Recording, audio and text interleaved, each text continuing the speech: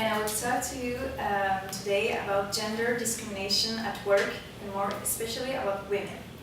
So did you know that almost a fifth of the women surveyed so far say that their career have not evolved because their employer failed to promote them or to offer some training opportunities?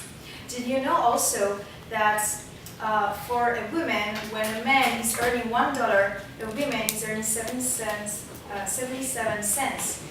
So yes, gender discrimination is still here in the workplace, and it's the main problem nowadays. Even though governments are trying to say that they want to put women and men on an equal footing and to have some measures to fight against this, inequality remains. So therefore I decided to talk about this fact, gender discrimination, today, because I believe that it's a pretty actual subject, and also because maybe you girls, one of you or maybe you can face a gender discrimination once in your lifetime. So first I will explain you what does gender discrimination mean. Then I will tell you the reason why discrimination is still here nowadays, and gender discrimination more precisely. And then I will talk about the Hofstede dimension that can explain some facts in France and in the US. So first, what is gender discrimination? Gender discrimination occurs when an employer is treating an applicant or an employee differently or less favorably because of his or her gender. Discrimination, you can have it like gender discrimination can be faced through different kind of period, like for example during the hiring process, firing, or also during a job assignment. When there is a man and a woman in front of a job assignment, a big job assignment, big project for the company, mostly like the boss will give this job assignment to the man because he will think unconsciously that the man will be more able to cope with the pressure and the competition. Then there is another important point of gender discrimination. It's about the income, and this income is really something that can always be supported to prove that there is always gender discrimination.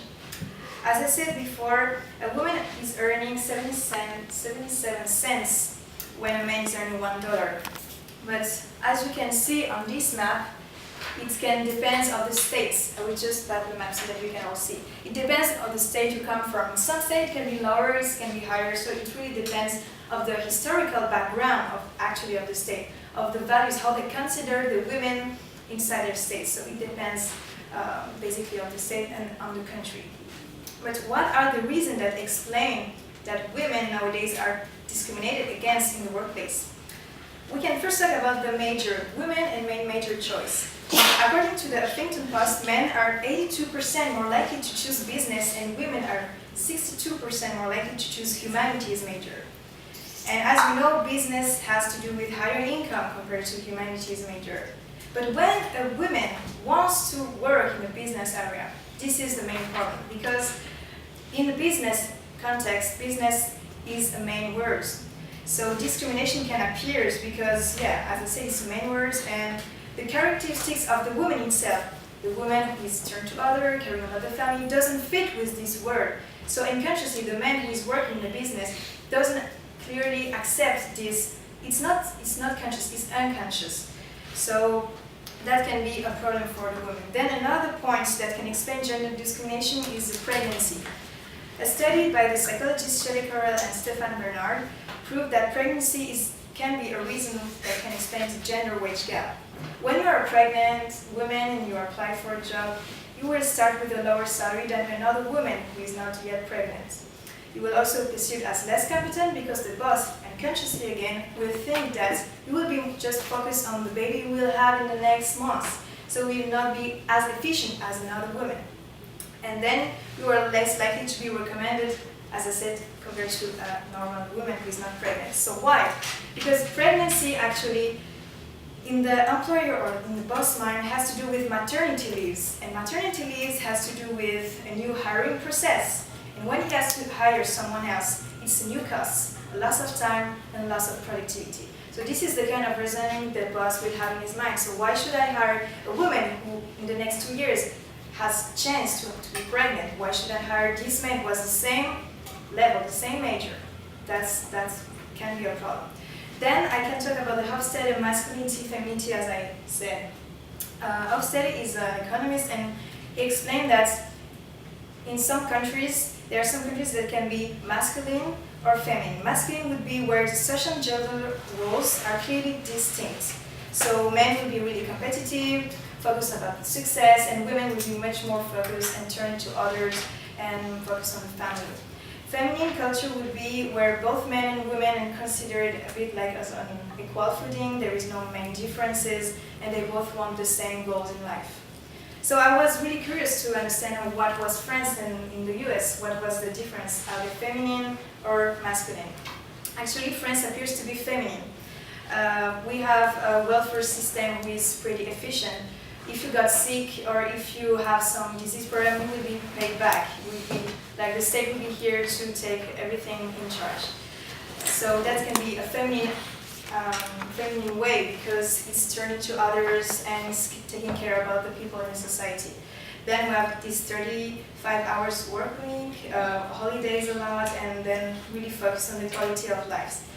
And in addition to this, the percentage of working women is 60%, which is kind of a bit above the European average.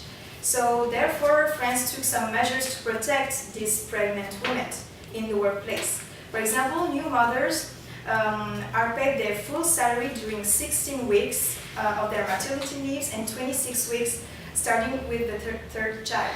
And also, the employer is obliged to basically give them the same position when they go back from the work after the maternity leave. They cannot have something lower, they have to have the same position they had before. But even though France appears to be a feminine culture, there are still gender discrimination, and especially in top management position. According to the INSEE Institute, women earn 28% less than men. And in the finance or insurance sector, it's kind of the double, 44% than men. Also because only 35% of women are executive.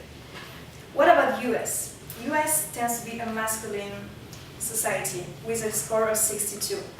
There is kind of this mentality, live to work mentality, focus about the success and differentiation between men and women. So I won't go with kind of percentage or data because I want you to remember one thing, is that either in France or in the US, inequalities remains.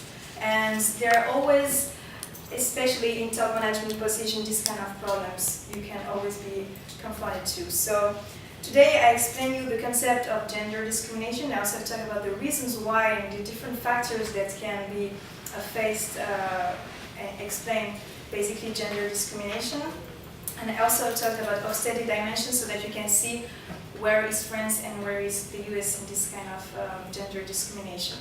And I would like also to make you remember that this topic is really important because gender discrimination is still present nowadays. No matter the country, no matter the century we're living, it was always there and it will continue. So I want also to tell you that, yeah, democracy and all this kind of system may pretend that they're acting against that, but inequalities again remains. So women, I'm telling you today that if you want really that marketing position, really you have to fight for this. If you want a big project in your company, you have to go for it because nobody will clearly encourage you inside the company unless you really want it. Thank you.